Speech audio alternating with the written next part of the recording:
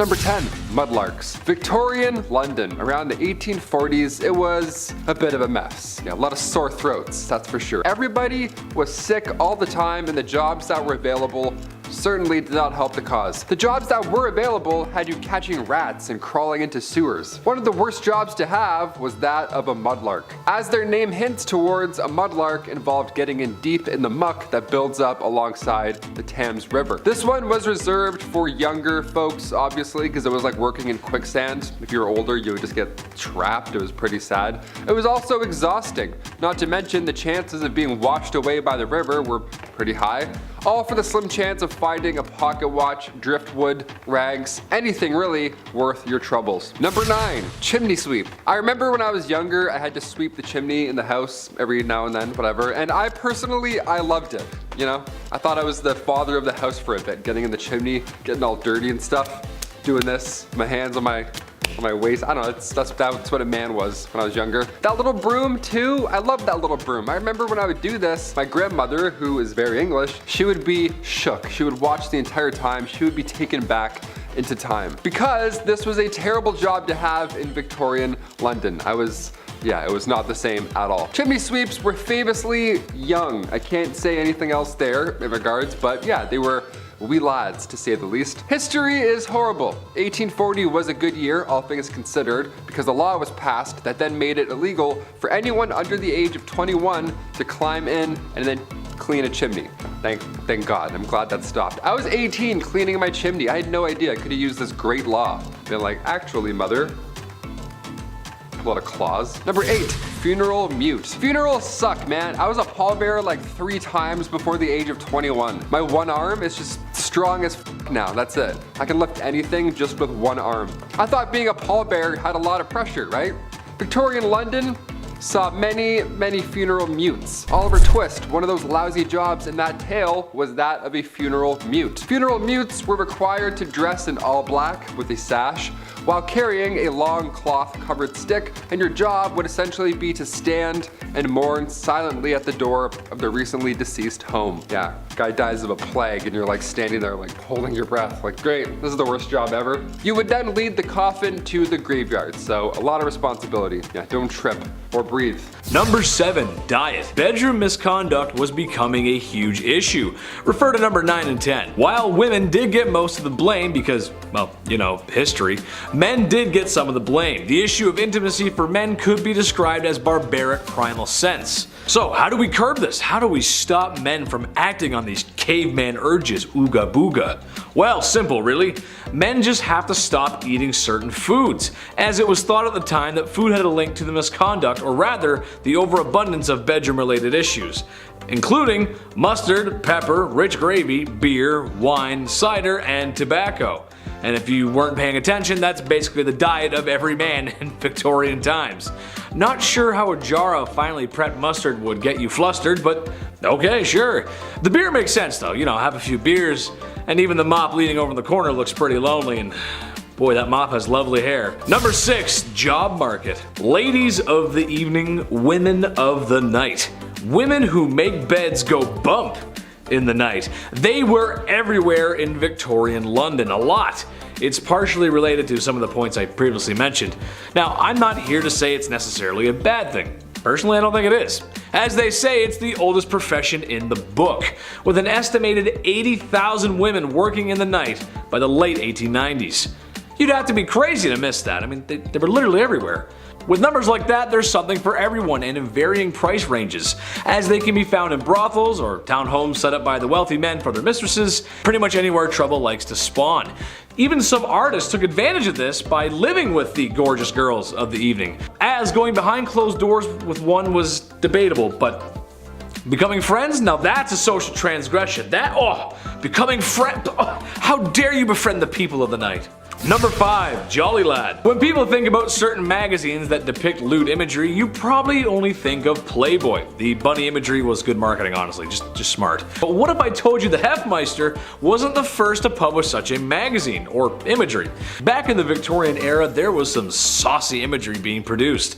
The government had outlawed such indecency, but this only made the lewd picture industry move underground, where naturally it flourished, especially in major cities. And if you knew where to go and and how to ask for one, you could purchase something from the hidden menu. Kind of like when you go to McDonald's. Yeah, there's a hidden menu there too. Google it and see for yourself. I'd repeat what my favorite one is, but I would be in trouble from the YouTube gods. And I've been treading on thin ice this whole video, so number 4, the first counterculture.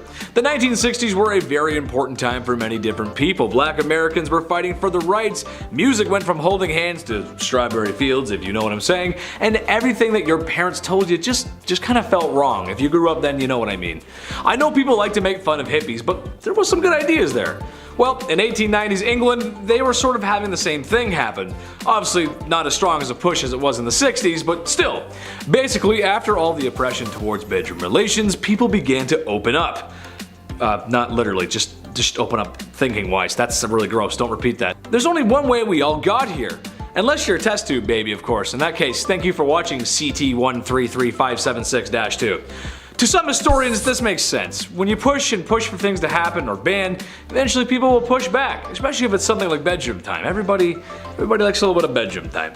Valentine's Day wasn't too long ago. Remember that? It was good. It was fun. It was good fun.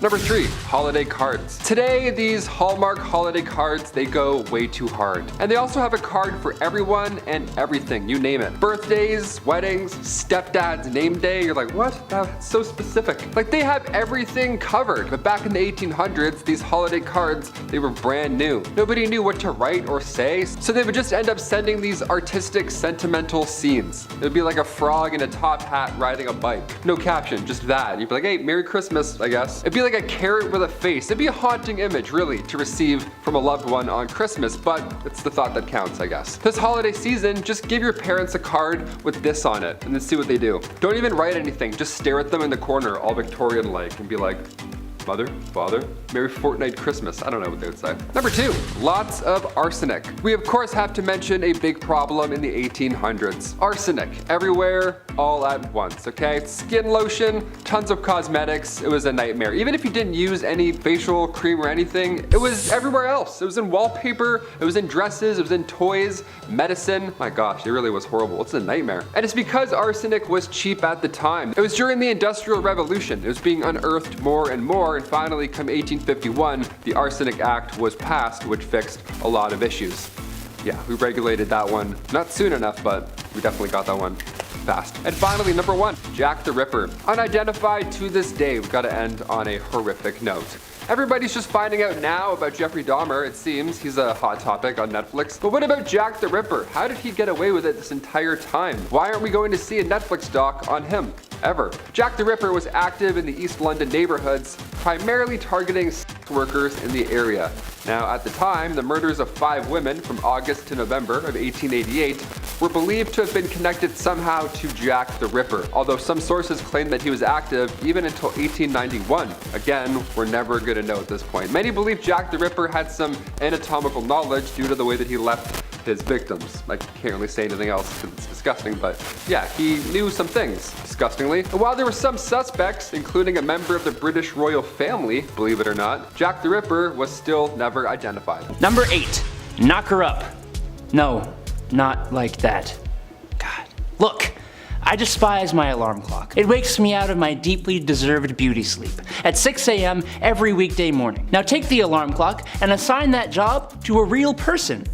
That person is a knocker up, a person employed to wake up workers at mills and factories on early shifts, going from house to house using a long pole to knock on bedroom windows. In other words, a person employed to become the epitome of all my hatred in this world. If you had this job, well, you're not alive anymore, but I hate you. The people at the time were somewhat friendlier than they are now, and I'm sure the knocker-upper wasn't a horrible person, but I'm sure there had to be some grumpy gills who would put their hand on your chest for doing this to them. Number 7, toilet troubles. Now, the Victorian era was unsanitary, to say the least, but it was also dangerous in ways that you wouldn't expect, right? Go to the bathroom and may not come out. One of the greatest Victorian inventions was that of the bathroom, but it took a few tries to figure out the whole, methane gas problem. We gotta really deal with that one first and foremost. Spontaneous combustion of the bathroom was weirdly common. This is every time you take a shit, you were worried that you might just Woo! It was horrible. That's so scary. Flammable gases like methane and hydrogen sulfide, they would build up over time with human waste. A lot of human waste. Built up in the sewers and then eventually would back up into your homes. Next thing you know, you're lighting a candle and your bathroom's gone. Just like that. Now we have poopery. You know what that is? You ever see a little spray? After you go, you hide what you've done with one little spray at your friend's house. It's fascinating how far we've come. Number 6, stairs. Yeah, believe it or not, stairs were a common danger in Victorian times. I'm somebody personally who falls up and down stairs a lot. I'm 6'2". I'm lanky as shit. I have like a Gumby body. I walk around like Woody. I'm always falling up and down stuff. It's horrible. Especially in Canada, it's so slippery. I'm always slipping all the time. In Victorian times, I would have been doomed. Houses were thrown up comedically fast. There wasn't a Mike Holmes on Homes to come in and check it out. There wasn't a building inspector that made things, you know, safe. Servant staircases, they were tiny. They were out of sight. They were built into these narrow walls, often missing steps if they had to, and cut corners just to, you know, be narrow and out of the way. That plus a tray of hot soup and a lot of clothing, yeah, it was next to impossible to move around without something happening. A lot of fatalities in staircases. Even today, around 12,000 people die each year falling downstairs. Hold on to that railing. I'm here to remind you to hold on to that railing. It's crazy. There's actually no stairs there. I just made that whole thing up. Hit that like button for magic. Number 5. Burke and Hare. Medical schools were offering a handsome fee for deceased bodies to study. This is an odd time. So an unhealthy amount of Victorians came up with this new solution. They thought they were brilliant. Yeah, they would rob graves. They would just go and rob the freshest graves they could find. They would wait in the bushes until the funeral's over, and then they would go and disgusting. It got so out of hand that family members were actually guarding the graves of recently deceased overnight. That's how bad it got. That's disgusting. But nobody goes down in history like William Burke and William Hare. They were an unlikely duo, to say the least. They wouldn't wait until the body was done living. You know what I mean? They would actually kill people and rush the process, all for a pretty penny. 16 victims in total between 1827 and 1828. It took 16 victims for people to start catching on to this weird plan. The pair would lure victims into their house, fill them with alcohol, and then they would suffocate them. They had a sick system and they would suffocate them because the body needed to be in the best condition possible in order to receive a payout from the Edinburgh University Medical School. So they would, try and keep it as clean as possible, which is horrible to say, but it makes sense. The Anatomy Act in 1832 put an end to this horrific plan. Number 4, bird hats. Look, I don't have much to say about this next one here because, well, alright, yeah. I love a good hat. I've worn a few hats here throughout my time on Bumblebee, some baseball caps, some beanies here and there, sure. I've never worn a dead bird on my hat though, and I don't think that I will. That's for certain. I might just leave that out. Taxidermy was a hot topic back in Victorian London. Folks would rock the dead beaver or bowler hat, any animal they would just prop up there, and it was considered fashion at the time, believe it or not. It was a dangerous trend though long term. Conservationists were saying that 67,000 species of birds were all at risk of extinction due to this crazy dead bird hat craze. Can you imagine just a stuffed seagull on my hat? I'm like, all right, number 5, here we go. It's crazy. Also, that's like a lot of weight, you know what I mean? A lot of weight on your head, just kind of, oh sorry, there's just a dead pigeon on my head, so my neck's kind of sore. What if the wings opened up and you kind of just like got some air? Maybe that's why they did it. Number 3, matchstick makers. The idea of a lighter wasn't really a big thing in the Victorian era.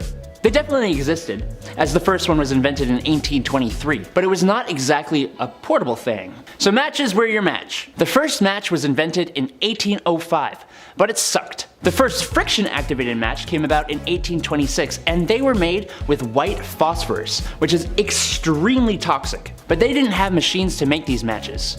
No, it was actually mainly done by teenage girls. And in the worst of conditions too. Forget protective gear. Oh, you want to take your lunch break away from the highly toxic white phosphorus? Oh no. That's right. These girls would have to eat their lunch at their workstations, meaning they would end up ingesting the white phosphorus. Yes, my favorite seasoning. Number 2.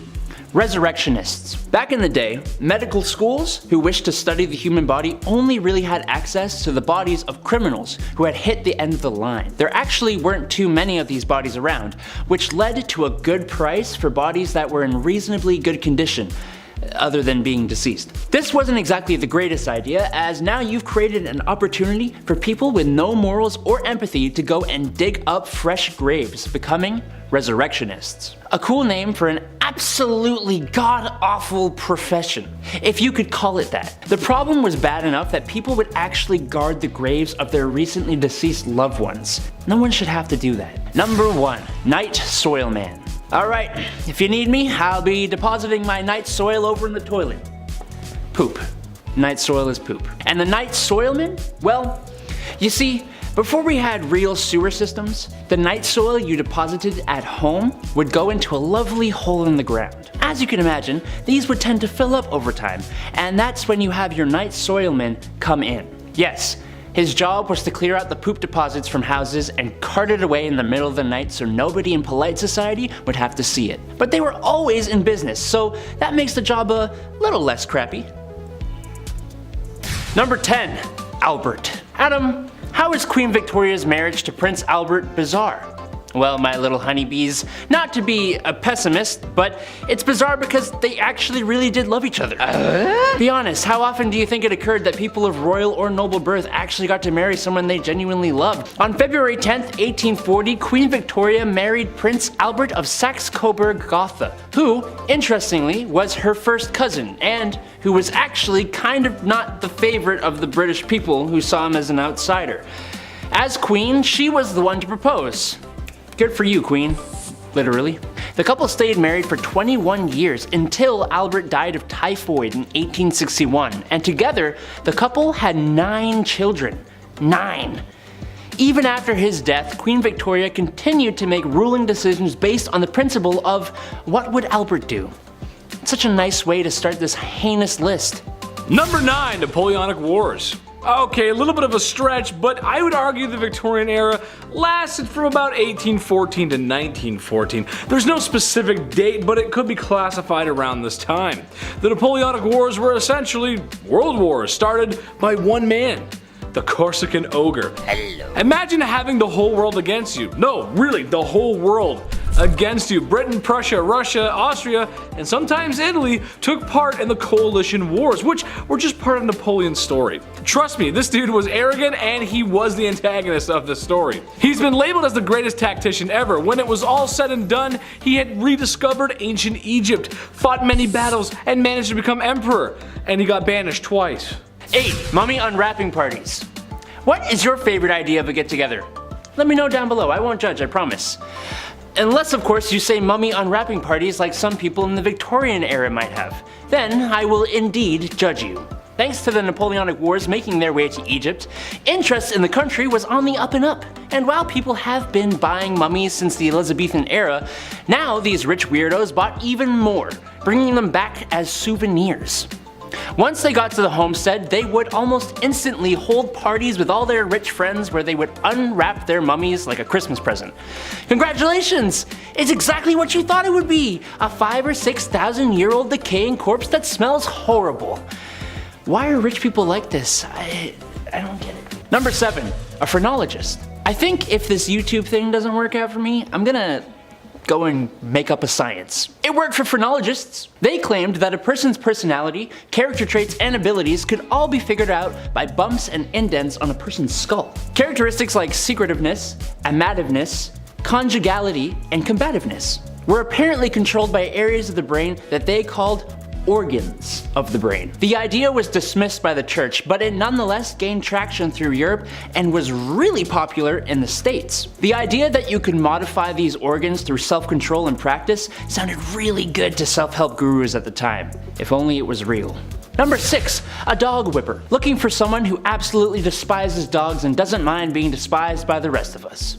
Otherwise known as a dog whipper. Back in the day, huntsmen would often hunt foxes and nail their tails to church doors, which would attract dogs of the streets. You'd also have churchgoers who would bring their dogs with them to church. These dogs were not allowed in though, so they'd all have to wait outside. You know how dogs are though. They didn't just sit there waiting patiently. I'm sure some good boys and girls did, but more often than not they'd be playing and sometimes fighting, disrupting the church services. Enter the dog whipper, who was armed with tongs to grab a dog and remove it from the church grounds, and a whip that would be used on the loudest of the poor pooches. Number 5. A rat catcher. I know this will make a few of you out there squirm in your seats. Rats in Victorian England were a massive problem.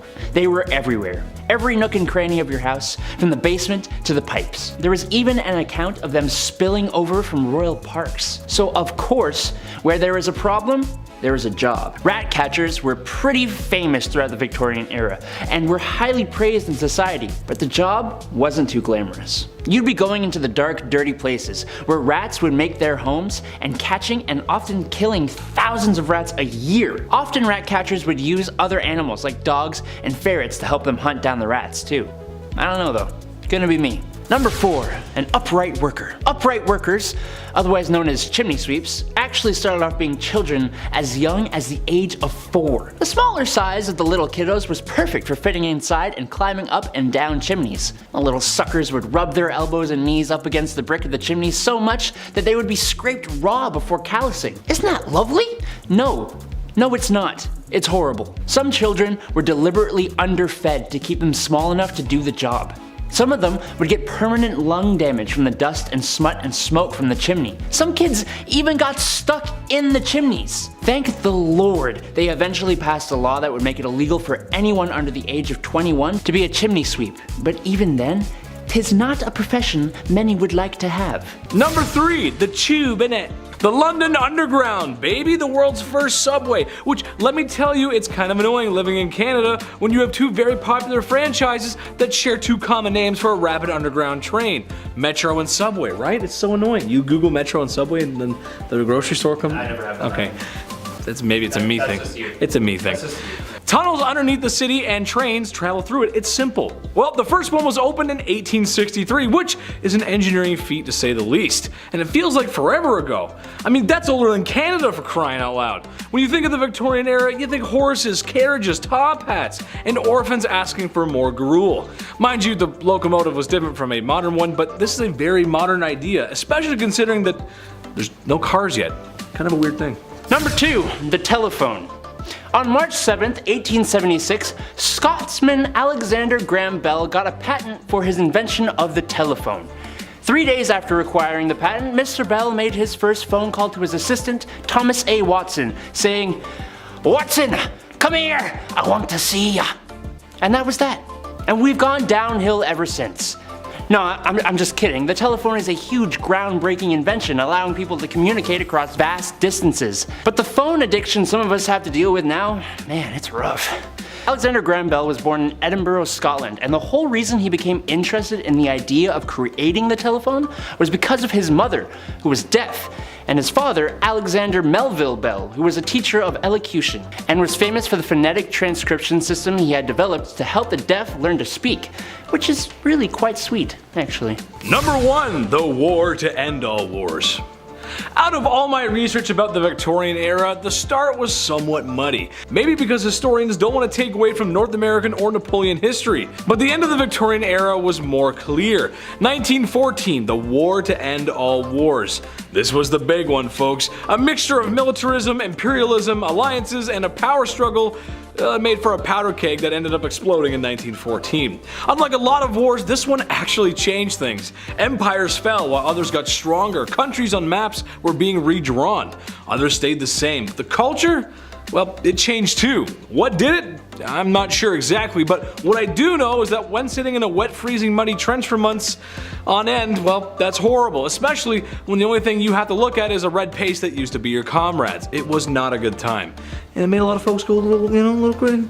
Number 10, Jack the Ripper. If we were to pick a poster boy for this list, well, it'd be him. Jack the Ripper was the alias given to the unknown criminal with sick tastes. During a period in the late 1800s, there was a string of cold-blooded de-lifings that affected London. Victorian London, to be specific. It got so bad that they were telling people not to go out at night in fear of the Ripper. Ooh, that does not sound good. His crimes were extremely graphic and violent and meant for a much more mature and suitable suitable audience. Just to make things even worse, he was never caught, or really even fully identified. Some of the theories say he was a she, he was multiple people, or even Prince Albert. They thought it was Prince Albert at one point. They really don't know. Oh, that's terrible. That's just awful. Right, I'll go out with you, but your Ripper could be out. Number 9, Charles Bravo. Mr. Bravo succumbed to his illness in 1876. He had been poisoned with antimony, which at first when I read that, I thought it said alimony, and I feel like a lot of husbands died of that. That's a divorce joke for everybody at home. With antimony, which is a poison that works very, very slowly. Slowly enough that he would have known what was happening. Thus, he quite possibly knew who did it, but never revealed who did. Now, at the time, it was believed to be a manual checkout, if you will. What's crazy about this case, though, is that it's like a game of Clue. The wife was having an affair with the doctor, so you know, there was something there. There was also a disgruntled maid who all wanted a piece of Mr. Bravo. Yes. The family fun game night conclusion was it was the wife in the library with the candlestick. I meant the poison. She poisoned him. It was her with the poison. We think. That's the running theory. We still don't know. Number 8, Thames Torso. The Thames River is famous for being a stinky, rotten, no good, very bad river filled with the most heinous refuse humans have to offer. That's right, love. It's awful, isn't it? Oh, it's bloody awful. So, to some, it shouldn't be a surprise that in September of 1873, a woman's torso was recovered from the river. Hold on to your barf bag, folks, because it's only going to get worse from here. There was also lungs, a right thigh, a right shoulder, and lastly, a scalp of the face, and it is attached. It is gross. Ooh, they found that as well. Authorities did their best to reconstruct the body, but this isn't a Malibu plastic surgery office. They even sat out the face on display in hopes the public could identify the victim. One man suspected it was his missing daughter, but a positive ID could not be made. Thus, we know nothing about the case. Number 7, Fire Hazard Christmas. Like all families at Christmas, we all have our traditions. I'm a good boy all year, so Santa can bring me lots of gifts. Thanks, Santa. My family tradition is to watch the National Lampoon's Christmas Vacation every year. I love that movie. Adam, on the other hand, well, he's a bad boy, and he eats all the chocolate out of his advent calendar before it's time. Don't tell him I said anything though. I can't help it. I'm sorry. He's right there. However, one family Christmas tradition was quite popular back in Victorian times, oftentimes called Snapdragon. The basis of this game was to get a large bowl, fill it with dad's brandy, and drop some large raisins in said bowl. Next, get a candle or a match and light it up. Now that there's a large cauldron of flaming liquid and fireballs in your living room, now your objective is to try and knock the raisins out of the dish without getting burned. Fun for the whole family, why not? Just be mindful, you know, that the whole house is made of wood and there's no fire alarms and there's no modern firefighting equipment and everyone's wearing long gowns and you get the point. Number 6, maybe we were apes? November 24th, 1859 marks the day that none other than Charles Darwin published the famous and even infamous On the Origin of Species, presenting his theory of natural selection and questioning the theory of creation. Truly a great day in my opinion. Look, we can talk evolution versus creation in the comment, but there is no denying the evidence presented in On the Origin of Species had people turning heads and questioning everything they thought they knew. Its full title, On the Origin of Species by Means of Natural Selection or the Preservation of Favored Races in the Struggle for Life, kinda explains it, but basically, Charles' book gave us the idea that species evolve over generations through the process of natural selection, which he backed up with evidence from the Beagle expedition in the 1830s, which to my disappointment had nothing to do with the dog breed beagles. Number 5, the potato famine. The potato, so rugged, so versatile.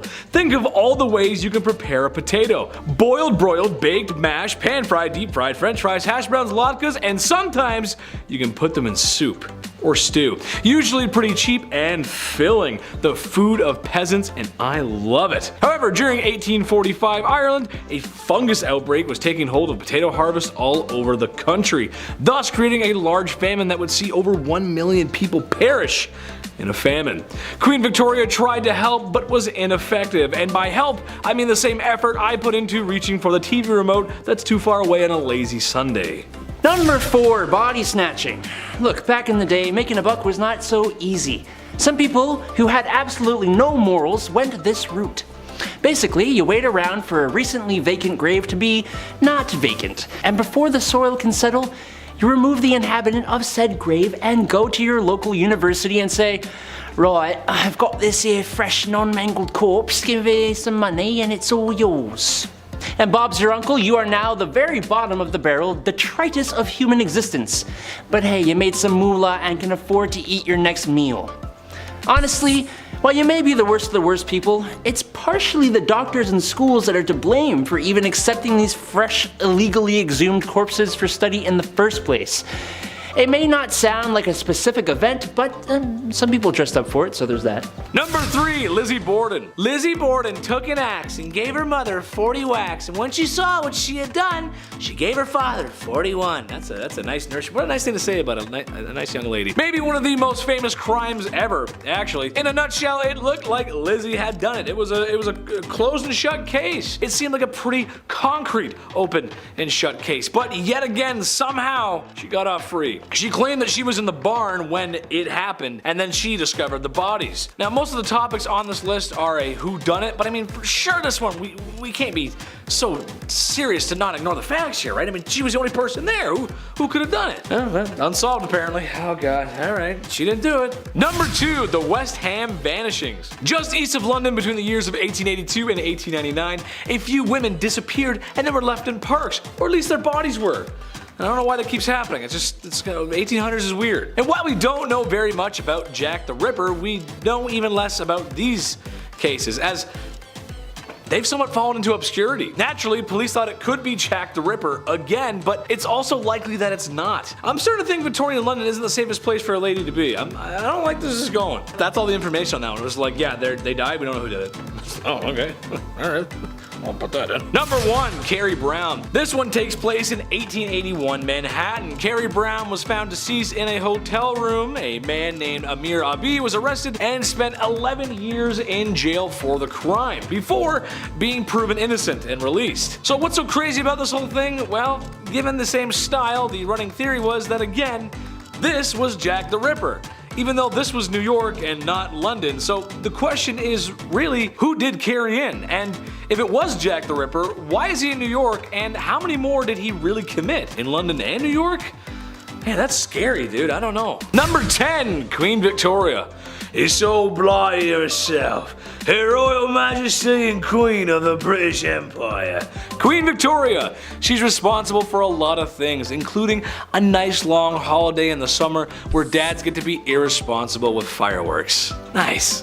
All fun jokes aside, she was the queen of the monarch, and she wasn't the worst queen ever, but during her reign, the British Empire had never really been stronger, as it took part in absorbing many smaller nations into the empire.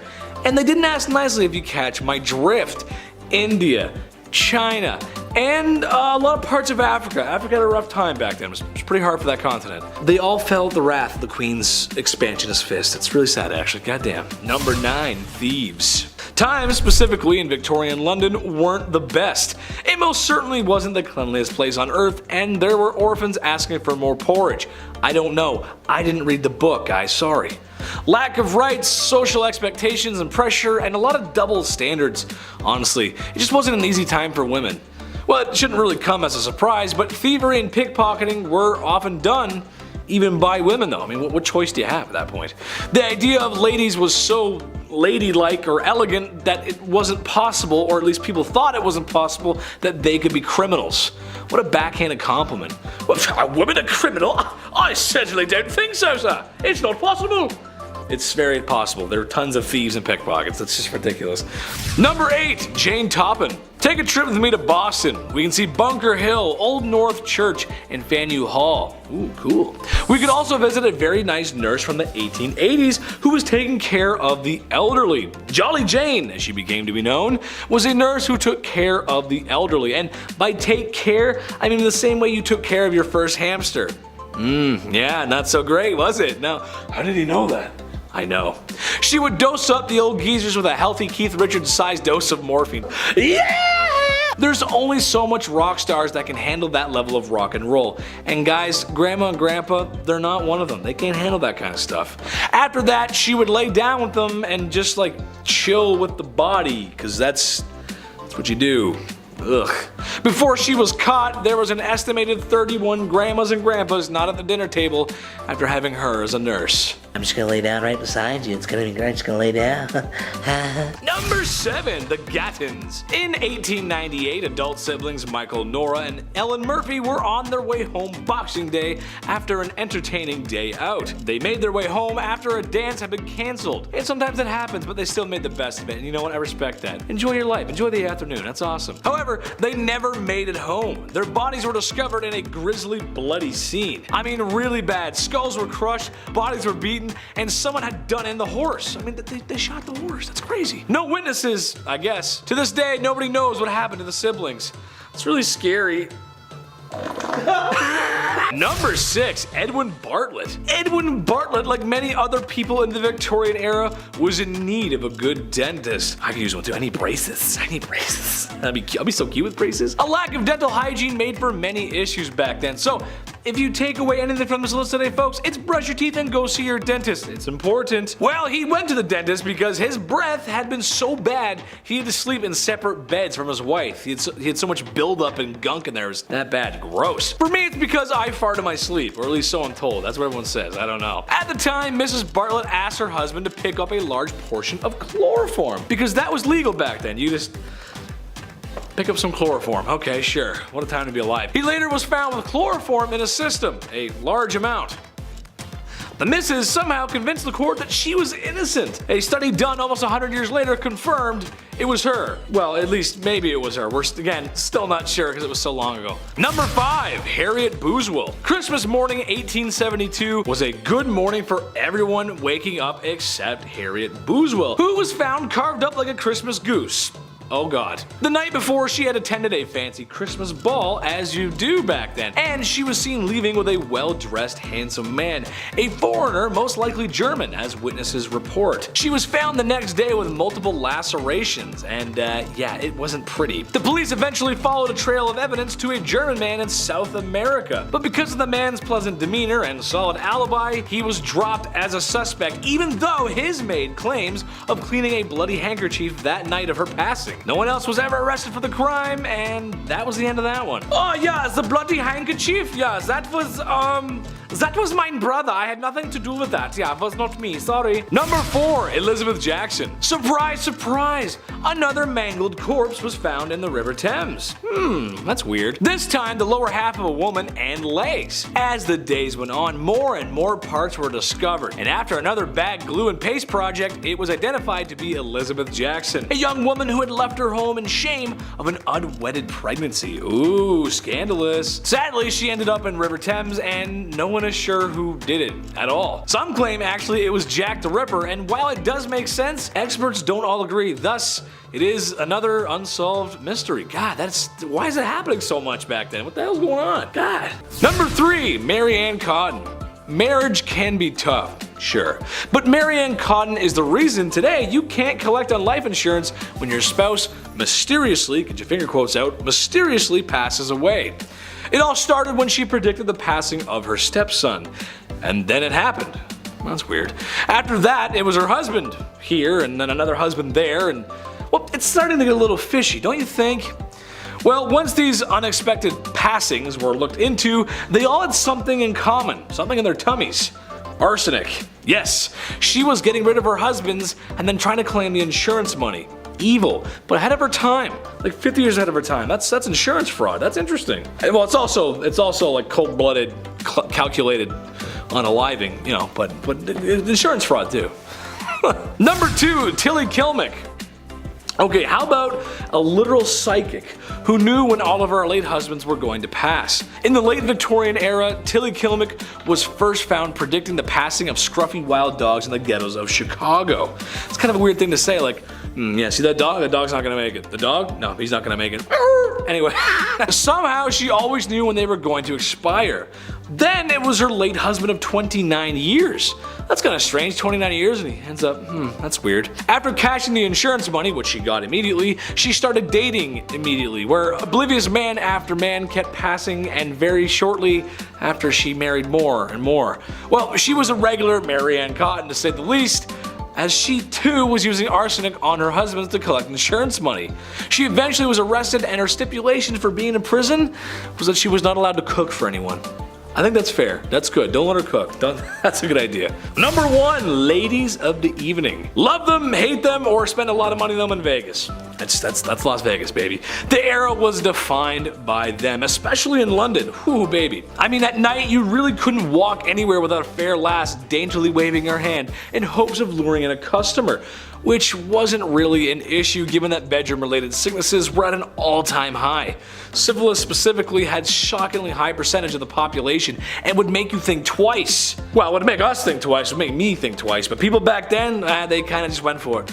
Right, is something wrong with you, love? I don't care, let's go anyway. Number 10, it's just a cold sore. The Victorian era is cool. The art, the fashion, and technology of the time, I think, are always fun to take a look at, especially since steampunk has its roots in the Victorian era, and who doesn't like steampunk? Come on, there's just a lot of cool steampunk stuff, and honestly, we haven't seen a lot of that in a long time. We need more. We need more. Something not so cool from that era, however, was what you could catch from another person should you decide to take up a bed with another person.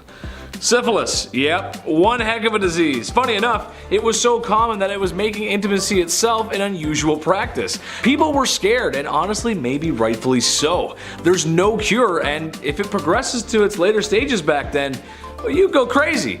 And then you'd end up being that guy that's always screaming in the streets. Every city has one. You know what I'm talking about. Number 9, the French letter. The issues of intimacy and its repercussions were becoming quite clear in the Victorian era. Something had to be done, as spending any amount of time in the brothels could have you shucking barnacles off your lower deck in the morning, if you know what I mean. Introducing the revolutionary new invention, prophylactics. For those that are college age, you might find it disturbing that these party favors weren't made of rubber or disposable. Yeah, hear me out. They were made of sheep's guts, and they had to be soaked first so they would become flexible. Because when you put these bad boys on, they had to be fastened on. It's not very good, not very attractive. Once the deed had been signed off on, the device was then washed and then hung up to dry like your dirty laundry. Once it was dry, it was placed in a small box for the next time. Because seeing your wife's ankles might make you feel a certain kind of way, and now you just have it ready to go. And number 8, the products of our sins. Having fun when the lights can be turned off is great. Who doesn't enjoy a little toe curling? Yeah? Except sometimes there's this crazy thing that can happen, where after 9 months, another human spawns in. Insane, right? I know. Well, back in the Victorian era, this phenomenon was happening, but only for married couples.